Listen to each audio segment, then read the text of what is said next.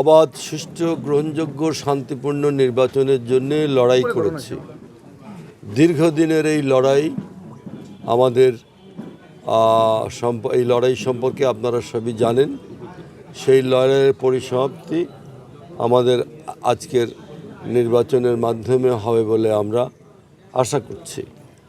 আমরা জানি যে আমাদের দেশে অবাধ, সুষ্ঠু, গ্রহণযোগ্য, শান্তিপূর্ণ নির্বাচনের যে ব্যত্যয় ঘটেছে সেটা কাটিয়ে উঠে আমাদের এখানে গণতন্ত্রকে প্রাতিষ্ঠানিক রূপ দেওয়ার জন্যে, দেশে একটা স্থিতিশীল সরকার কায়েমের জন্যে আমাদের যে সংগ্রাম, সেই সংগ্রাম আমাদের এই আজকের নির্বাচনের ভেতর দিয়ে সম্পন্ন হবে বলে আমি আশা করি।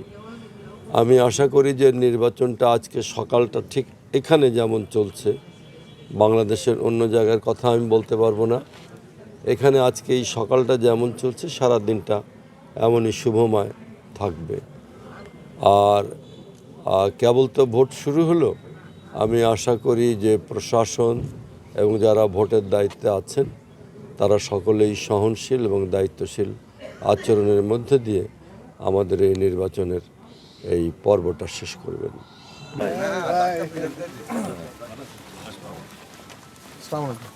ওটা সকালে একটা চাপ ছিল,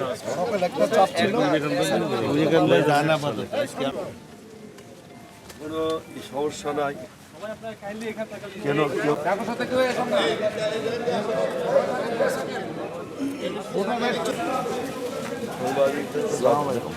হ্যাঁ